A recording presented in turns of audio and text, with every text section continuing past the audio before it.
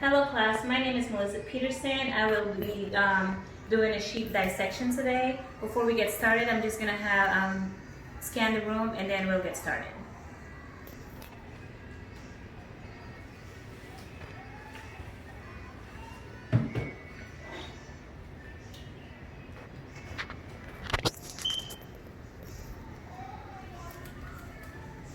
So first, I am going to list the exterior portion of the brain, which is this, the cerebrum, which is here and here.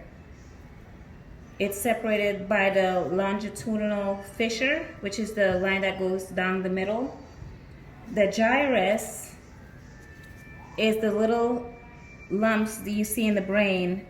The sulcus is the crevices or the grooves in the brain.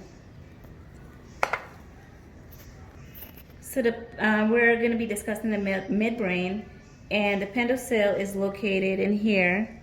And I'm going to identify the cerebral superior colliculus, which is the top portion you can see in the midbrain, and the inferior colliculus is the small ones lower.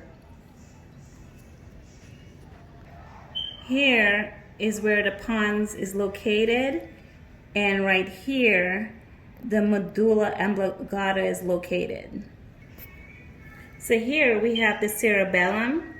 In the cerebellum we have the vermis, which is the worm-like structure in the cerebellum right here.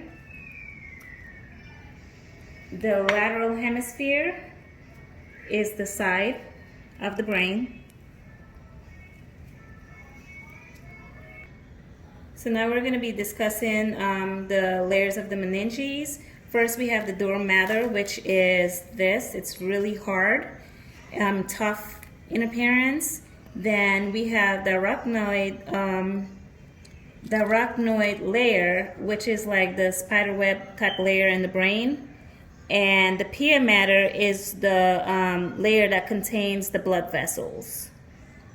You can't really see them on this brain, but it's the layer that contains the contains the blood vessel in the brain. Then you have the pituitary gland, which is located in this area right here. Cranial nerve 1, which is the olfactory bulb, which is located right here. You also can find the nerves going, it's in there, but that's the olfactory bulb. Then we have the olfactory, the optic nerve, optic nerve, which is right here. They're located right here, the top portions of the X. Then we have the optic chiasm, which is located in the middle, is where the X connect. Then we have the optic tract, which is the lower part of the X, right in here. Then the oculomotor is located right here. The torticollis, it's not really visible, but you can find it on the side over here. It's like missing. The trigeminal is located right here. It's kind of missing, but you can kind of see it a little right there. The abducens, you can find that right over here, which is also missing. It's cut off. So here we have the mid-sagittal section, and you can find the corpus callosum, which is the line above here. Then we have the thalamus, which is the circle right here. Then we have the hypothalamus, which is right below the thalamus, right in this area. Then we have the lateral ventricles, which is right in the middle. right there.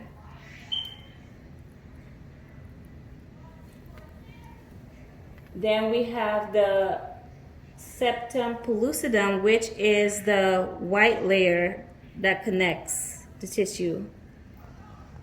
It's usually in here. It's separated right now, but usually it would be right in here to cover the lateral ventricle. The corpus plexus, you can find that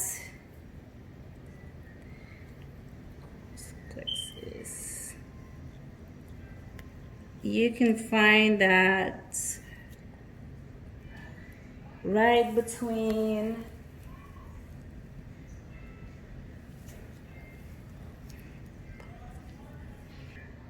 the corpus plexus. You can find it right in here.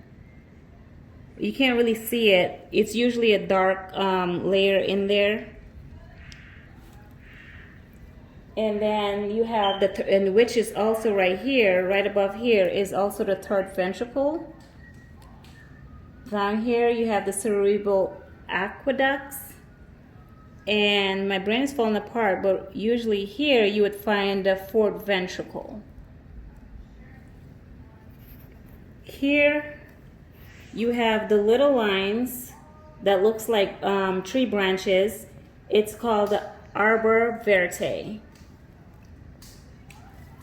The spinal cord is missing, but usually the spinal cord would be right here. Here, the darker layer of the brain, color in the brain is the gray matter. The white matter is it's of course white in appearance, and this is the lighter color in the brain.